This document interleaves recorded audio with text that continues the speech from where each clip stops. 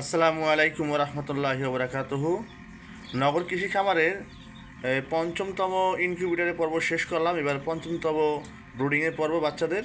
আজকে তাদের পঞ্চমতম দিন। এখানে আমরা মুরগিগুলোকে আমরা ভ্যাকসিন দিব।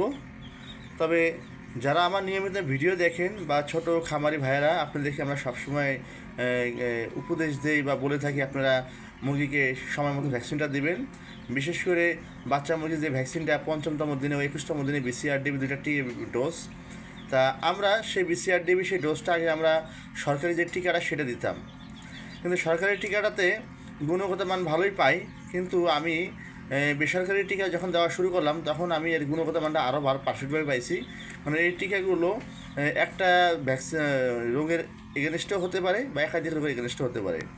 আমি দেখেন এই একটা ভ্যাকসিন নিয়ে আসছি। এটা আপনারা অনেকেই চিনেন বা চিনতে নাও পারেন। এটা ভ্যাকসিনটা হচ্ছে আইবিএনডি। এটা হচ্ছে রানীক্ষেত এবং ঠান্ডার একটা ডোজের একটা ভ্যাকসিন। এই ভ্যাকসিনটা 300 ডোজের। এই ভ্যাকসিনটা আমরা আমাদের বাচ্চাকে দেবো। আমাদের কাছে আছে 140টার মতো বাচ্চা। তাই এখানে আমরা 300 ডোজের যে ভ্যাকসিনটা দিচ্ছি, আপনারা সকলে দেখতে পাচ্ছেন এই যে আমাদের এর সাথে ডিস্টিল যে ওয়াটারের একটা বোতল দেওয়া আছে।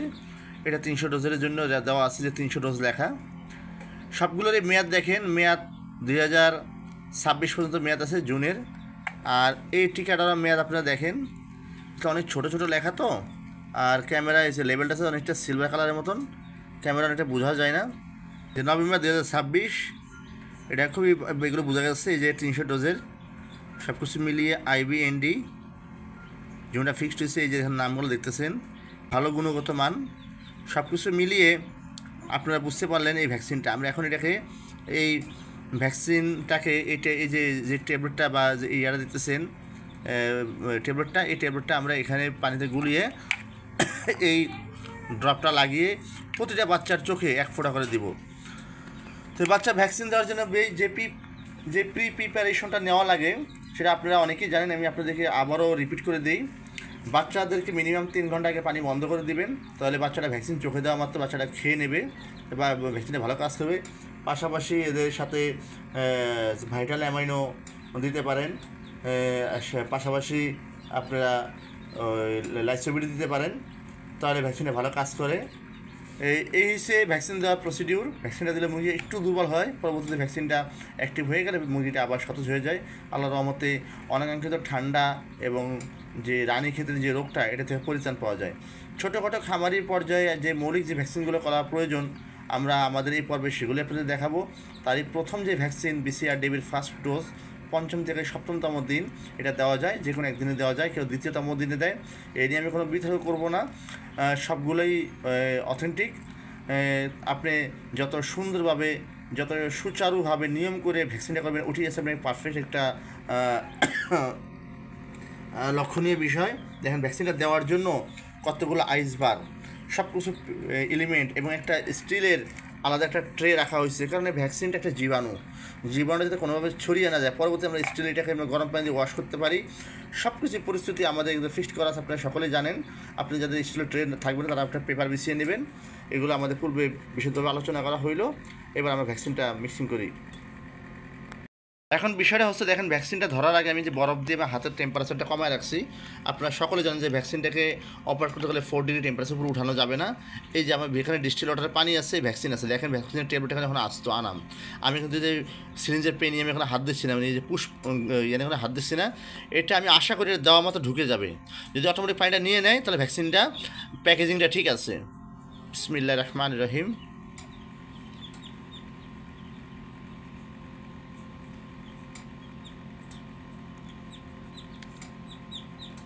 আমি যেই বলা সেই কাজ। এই দেখেন ভ্যাকসিনের পেয়ে কোনো হাত দেয় নেই, ভ্যাকসিনটা সম্পূর্ণরূপে নিয়ে গেছে এবং ভ্যাকসিনটা সম্পূর্ণভাবে লিকুইডিফাই হয়ে গেছে। এখন ভ্যাকসিনটাকে যে উপরে নিচে করে আমরা এখান থেকে এই সিরিঞ্জটা পরিপূর্ণ ভরে এটা টান দিয়ে আবার এখন একটু চাপ দিতে পারি, ভ্যাকসিনটা ভালোভাবে মিক্স হয়।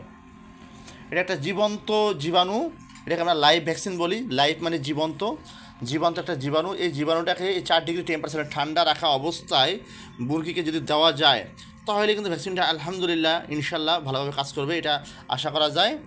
আপনারাও এই ভ্যাকসিনে অনেকে দেয়, কিন্তু ভ্যাকসিনের কাজ হয়েছে কি হয় নাই এটা কিন্তু কেউই বুঝতে পারে না। যদি মুরগি অসুস্থ হয়ে মারা যায় তখন সে বোঝে ভ্যাকসিনের কাজ হয় নাই, কিন্তু তখন তো আর ওই কাজ কোনো কিছু করার লাভ নাই। তা সেক্ষেত্রে আপনারা ভ্যাকসিনটা করার জন্য যে যে টার্ম অ্যান্ড কন্ডিশন মেনটেন করা উচিত, আমার আপনাদের কাছে অনুরোধ থাকবে আপনারা সবগুলোই আপনি মেনটেন করার চেষ্টা করবেন। কোনোভাবে যেন ভ্যাকসিনটা যেন বেশি টেম্পারেচার না খেয়ে যায়। যেমন আপনার হাতের তালু কিন্তু 98°C বা 37 টেম্পারেচার কিন্তু আছে, যেন 4 ডিগ্রিতে কিন্তু আপনার ভ্যাকসিনটা মারা যায়, 4 ডিগ্রি উপরে গেলে মারা যাবে। হাতের তালুর তাপমাত্রা যেন সেভাবে না পায় সেভাবে ধরতে হবে। দেখেন আমরা কিন্তু খুব সুন্দরভাবে এটাকে হ্যান্ডেল করতেছি। আবার বরফ ছেড়ে দিলাম, আমরা আরও নিব। এটাকে আমরা এই যে মেন যে পানি এখানে দিয়ে দিলাম, এই যে দিয়ে দিলাম। এখন আমরা এখান থেকে আবার দিয়ে দিলাম। আশা করি মিক্সিং হয়েছে। তারপর আমি বাকিটুকু আমি আর একটু নিয়ে নিই এখান থেকে নিয়ে আমি আবার এখানে দিয়ে ভ্যাকসিনটাকে পরিপূর্ণ বোতল থেকে নিয়ে নেব।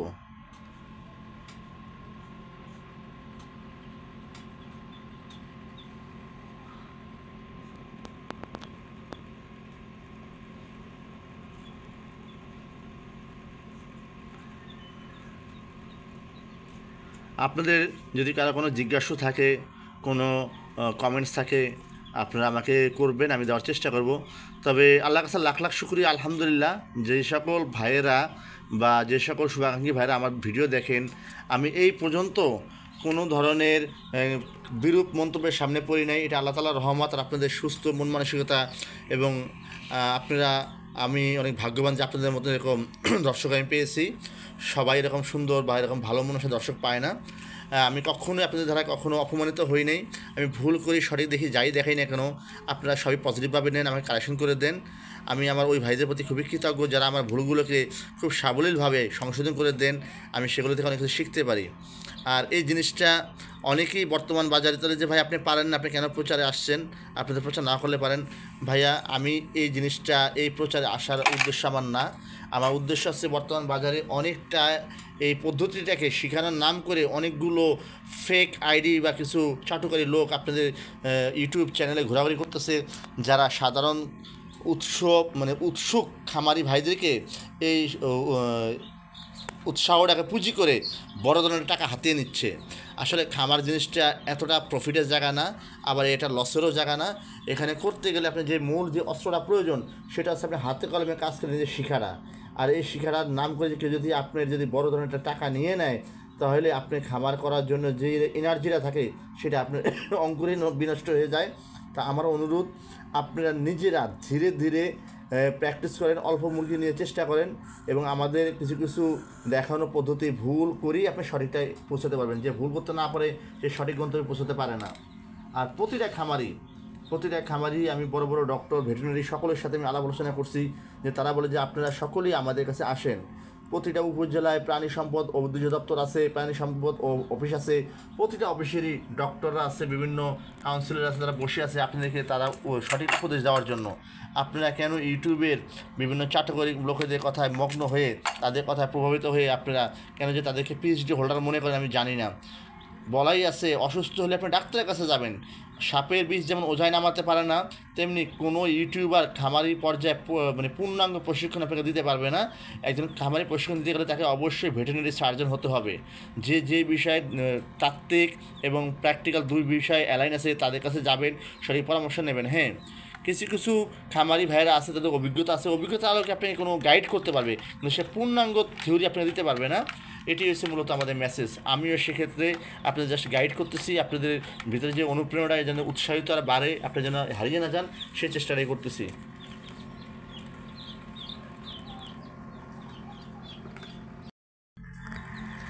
মাশাল্লাহ, দেখেন, মাশাল্লাহ, আপনারা দেখতে পাচ্ছেন আমার 5 দিনের মুরগির বাচ্চাগুলো। এখানে ব্রাহ্মা আছে, তারপরে পাহাড়ি আছে, হিলি আছে, গলাশিল আছে। তাদের চোখ কালো মুক্তার মতন, তাদের চঞ্চলতা সব কিছু মিলিয়ে দেখেন কত সুন্দর রেসপন্স। এটা হচ্ছে আমার কিছু শৌখিন ফ্যান্সি মুরগি আলাদা করে রাখা হয়েছে, বাকি মুরগিগুলো আমার ব্রুডিং সেট আপ আছে, এটাকে দিয়ে আমি ব্রুডিং সেট আপে চলে যাবো। রহমান রহিম।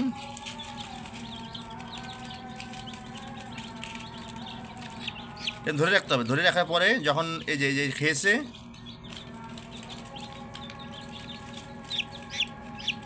খাওয়ার পরে তারপর আমরা এটা ইনশিওর হয়ে তারপর এটা ভিতরে দিয়ে দেবো। ভ্রাম একটা দিয়ে দিলাম।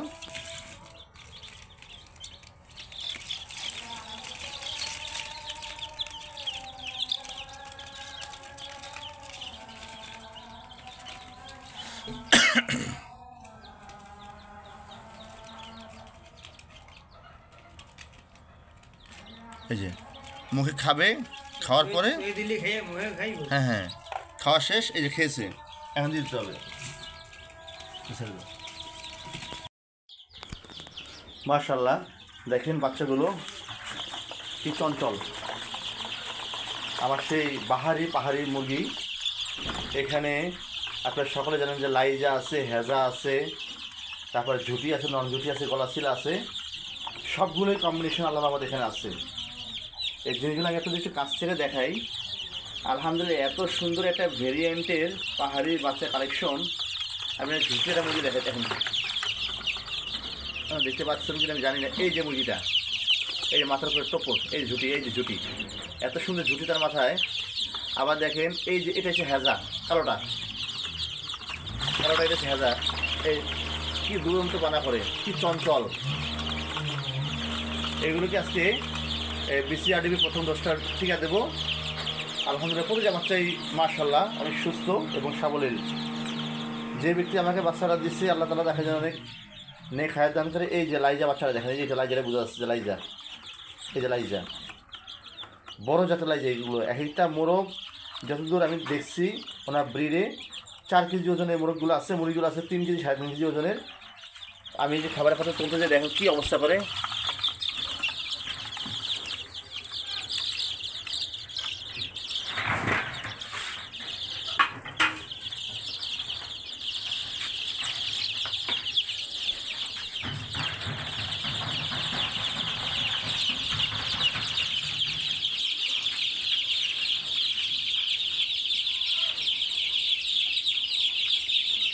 দেখতেও ভালো লাগে, পরানটা জুড়িয়ে যায়। সুস্থ সাবলীল বাচ্চা থাকলে আর কোনো খামারের এটাই প্রাপ্তি।